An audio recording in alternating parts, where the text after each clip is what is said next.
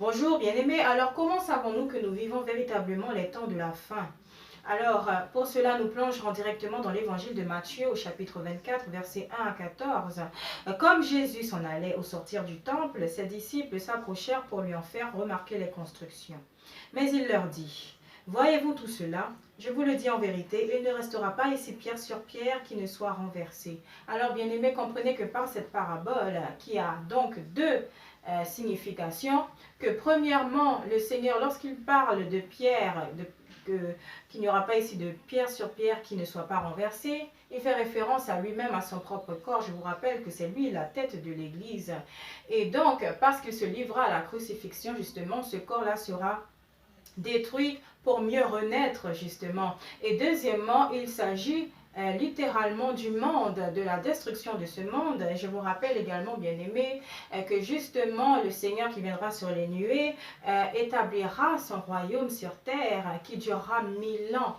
Et ensuite, il instaurera la nouvelle Jérusalem comme il est écrit dans les Saintes Écritures. Alors bien sûr, je mentionnerai ces versets bibliques en bas de la vidéo. Alléluia.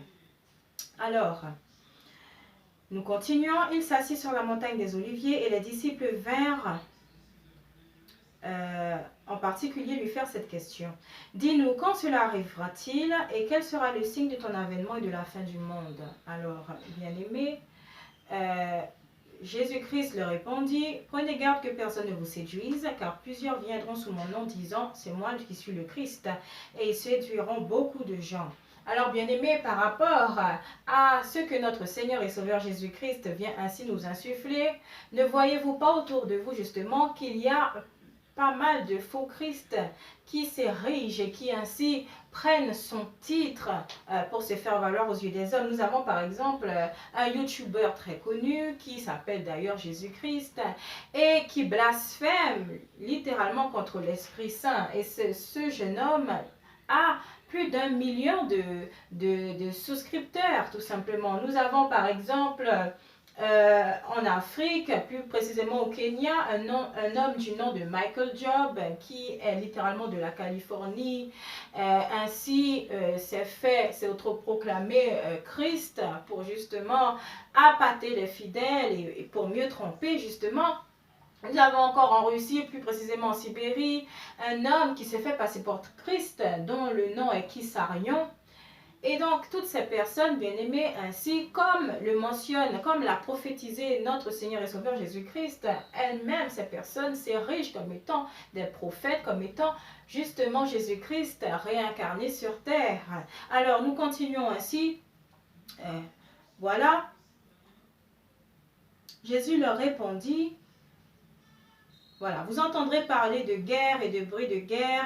Gardez-vous d'être troublés car il faut que ces choses arrivent. Mais ce ne sera pas encore la fin. Alors bien aimé, bien entendu, vous me direz que l'histoire a connu pas mal de guerres. Nous avons par exemple la Première Guerre mondiale, la Deuxième Guerre mondiale, donc en 1918 et en 1945, qui est justement retracée dans les livres d'histoire. Nous avons par exemple la guerre du Golfe, la guerre du Vietnam, etc. Toutes ces guerres, vous me direz oui, mais nous sommes encore là, mais bien aimés, ceci n'est pas le signe final qui justement nous dit que nous sommes dans la fin des temps, bien que justement nous y sommes véritablement. Nous avons encore d'autres signes que le Seigneur lui-même nous dévoile. Et c'est pourquoi nous continuerons ainsi en disant, voilà, une nation s'élèvera contre une nation, un royaume contre un royaume, et il y aura en divers lieux des famines et des tremblements de terre. Alors, bien aimés, vous comprendrez donc justement que par ces élans de guerre, de famine et justement les différents séismes qui ainsi ont frappé la terre, ne serait-ce que cette année même à Istanbul, que ce soit aux Philippines, en Indonésie, en Californie, récemment encore au Chili, en Australie, en Grèce, bref, dans les 4 coins du monde, nous entendons justement parler de séismes dont justement la magnitude est élevée tout simplement. Donc nous avons encore un autre signe que véritablement nous vivons dans la fin des temps pour les sceptiques justement. Alors nous continuons ainsi. Tout cela ne sera que le commencement des douleurs. Donc le Seigneur nous précise que cela n'est rien au regard de ce qui nous attend par la suite. Et c'est pourquoi, bien aimés, il faut littéralement que nous revenions au Seigneur, que nous nous tournions vers lui d'un cœur sincère et humble tout simplement. Alors, Alors on vous livrera au tourment et l'on vous fera mourir et vous serez haïs de toutes les nations à cause de mon nom. Alors bien aimé, lorsque le Seigneur fait référence à cela, il fait référence en fait aux chrétiens qui sont persécutés partout dans le monde, justement où beaucoup, il y en a qui sont littéralement décapités, il y en a qui sont emprisonnés tout simplement parce qu'ils viennent à Christ, tout simplement parce qu'ils ont fondé leur foi en Jésus-Christ. Nous avons par exemple au Pakistan une jeune femme dont la vie est menacée parce que justement on veut qu'elle soit pendue tout simplement. Nous avons par exemple dans les pays Afghanistan, en Somalie, donc vous voyez où également la religion musulmane prévaut. Nous avons également au Nigeria, croyez-le ou pas, mais beaucoup sont persécutés et se comptent par milliers. En Algérie également, en Chine justement, où beaucoup de chrétiens sont emprisonnés et c'est pourquoi ils ont érigé des églises souterraines. Voilà, il y a en Inde également, mais en Inde, la puissance de Dieu ainsi se fait connaître au Père, puisque beaucoup de nos frères et sœurs en Christ, comme missionnaires ou évangélistes et autres, font par la grâce du Seigneur avancer son royaume sur cette terre. Alléluia. Donc encore une fois, bien-aimés, nous allons continuer ainsi.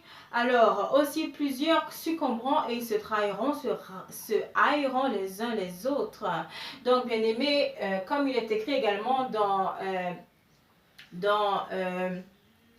Matthieu 24, chapitre 12, justement, nous y parviendrons.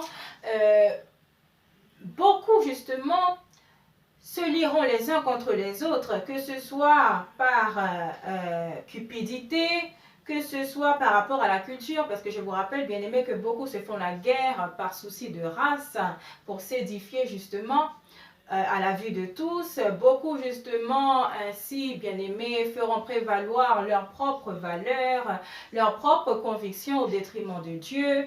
Donc, en ce sens, beaucoup seront ennemis, beaucoup ainsi, comme on dit communément, se tireront les uns sur les autres.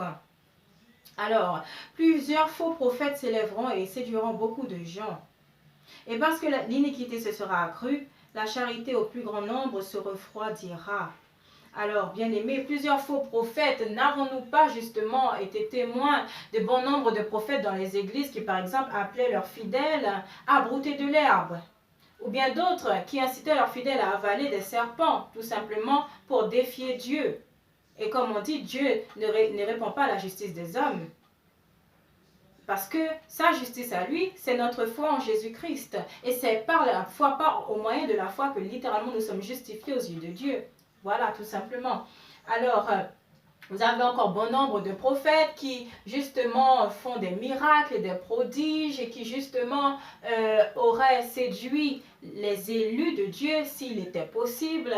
Donc, vous verrez encore des personnes qui, par exemple, littéralement vomiront de l'argent. Donc, vous savez que ce sont les faux prophètes qui opèrent avec les pouvoirs que Satan, le serpent ancien, leur a conférés tout simplement. Donc, toutes ces personnes, toutes ces abominations que nous voyons au jour le jour, dont nous entendons parler également, se font, bien aimés, parce que véritablement, nous vivons dans les derniers temps. Alors nous continuons encore, mais celui qui persévérera jusqu'à la fin sera sauvé. C'est-à-dire celui qui, en dépit de toutes ces abominations, en dépit de cette apostasie qui se passe, non seulement dans l'Église, mais dans le monde entier, en dépit de tout tyran, en dépit de toute personne mal intentionnée, etc., le Seigneur veut nous faire comprendre que malgré tout cela, si nous avons notre cœur humble et que nous n'avons pas laissé le péché le filtrer, c'est-à-dire que en dépit de toutes ces choses, si nous restons amour, si nous parvenons à pardonner, si nous pardonnons à toujours véhiculer l'appel amour, la grâce du Seigneur, si nous parvenons toujours à demeurer dans son amour et à faire qu'il demeure en nous, alors nous serons sauvés. Parce que oui, bien aimé, le salut peut se perdre. Et il se perd lorsque nous perdons la foi. Je vais donner un exemple concret. Si par exemple un chrétien qui, dans des circonstances malencontreuses, a perdu un être cher et il se dit, voilà Seigneur, si vraiment tu m'aimais, tu n'aurais pas permis que cette personne-là me soit ôtée, par exemple. Et ces personnes peuvent se détourner de la foi, se détourner de Dieu. Nous avons beaucoup d'exemples avec des pasteurs, par exemple, qui se sont suicidés. Et certains d'entre eux, justement, étaient ancrés dans un programme pour aider les suicidaires. Donc, encore une fois, bien-aimés, comprenez que si véritablement vous n'avez pas fait de Dieu, si vous n'avez pas fait de Jésus-Christ votre pilier, la source de toutes choses, et si vous avez érigé consciemment ou pas des idoles dans votre vie, en parlant de votre famille, en parlant de votre épouse ou votre mari, si vous avez mis ces personnes au-dessus de Dieu, alors vous serez plus enclin à être une victime du malin. Alors vous serez plus enclin, littéralement, à être utilisé par Satan. Parce que n'oubliez pas, bien-aimés, que cette guerre est véritable, cette guerre spirituelle, il veut nos âmes. Et quiconque, justement, ne fait pas la volonté de Dieu finit dans le lac de feu, bien-aimés. Alors il faut que nous gardions cela en tête, parce que c'est de cela que dépend notre salut, tout simplement. Alors, nous continuons ainsi. Cette bonne nouvelle du royaume sera prêchée dans le monde entier pour servir de témoignage à toutes les nations. Alors viendra la fin. Et comme vous le savez, bien aimés, toutes les nations sont littéralement en train de recevoir la parole de Dieu. Nous avons des frères et sœurs dans les 4 coins du monde qui opèrent, que ce soit sur place par les missionnaires ou les prédicateurs qui vont littéralement sur le terrain, que ce soit littéralement dans les églises. Bien que nous ayons de faux prophètes, nous avons également de véritables hommes de Dieu. Alléluia, à la gloire du Seigneur. Que ce soit également sur les réseaux sociaux, parce que vous voyez qu'en ce moment, en masse, tout le monde prêche, tout le monde effectivement prévient tout le monde que littéralement le Seigneur, sa venue, elle est proche, plus proche que nous le pensons. Et en ce sens, nous savons que nous vivons littéralement les derniers temps. Tout simplement, bien-aimés. Alors, encore une fois, nous ne connaissons ni l'heure ni le jour. Jésus-Christ lui-même ne connaît pas.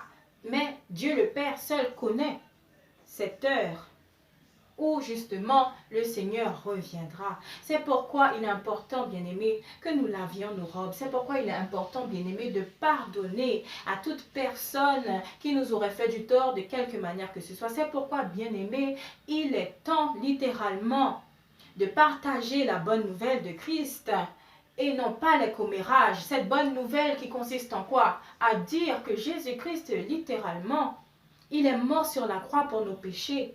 Et justement, il est ressuscité et qu'il vit en nous si nous l'acceptons littéralement comme Seigneur et Sauveur. Que toutes ces fautes que nous aurions faites de par le passé sont littéralement évincées par son sang précieux et que c'est au moyen de la foi, comme je le disais tout à l'heure, que nous sommes sauvés. C'est au moyen de la foi que nous sommes justifiés devant Dieu, notre Père et Créateur, et c'est ainsi que nous échappons à sa colère. Parce que je vous rappelle, bien-aimés, encore une fois, que toutes ces choses que nous voyons autour de nous, toutes ces abominations, toutes ces choses qui ont été renversées, toutes ces conspirations de Satan contre toute création de Dieu, ainsi ces choses, bien-aimés, vont atteindre leur apogée. Et nous sommes littéralement en plein dedans. Ce n'est que le début, bien-aimés. Alors qu'attendez-vous pour revenir au Seigneur d'un cœur humble, contrit et sincère? Qu'attendez-vous pour vous repentir de tous vos péchés, afin que le Seigneur lui-même puisse vous pardonner? La parole de Dieu dit également, si nous confessons nos péchés, alors le Seigneur, il est miséricordieux pour nous pardonner. Alors je prie, bien-aimés, dans le nom de Jésus-Christ de Nazareth, que vous receviez ces paroles en cet instant, que le Seigneur, par son Esprit Saint, vous les insuffle dans le cœur et que par son esprit de révélation, de sagesse, de discernement, de connaissance et de vérité, qu'il puisse ainsi, bien-aimés, changer votre cœur de pierre en cœur de chair pour ceux qui continueraient, qui persisteraient à se rebeller contre le Seigneur. Mais comme il est écrit justement dans l'évangile de Jean chapitre 3 verset 16, parce que Dieu a tellement aimé le monde qu'il a envoyé Jésus-Christ, son Fils unique, notre Seigneur, afin que quiconque croit en lui ne périsse pas, mais ait la vie éternelle. Alors, bien-aimés, recevez ceci, recevez votre délivrance et ne tardez plus, bien-aimés. Car encore une fois, nous ne connaissons ni l'heure ni le jour de la venue de notre Seigneur. Et c'est pourquoi il vaut mieux justement nous soumettre à lui, soumettre toutes choses à lui. Tout simplement, toute rancœur, toute amertume, toute médisance, tout ce que nous savons qui n'est pas de Dieu. Alléluia. Donc restez bénis en Christ, bien-aimés, et à très bientôt.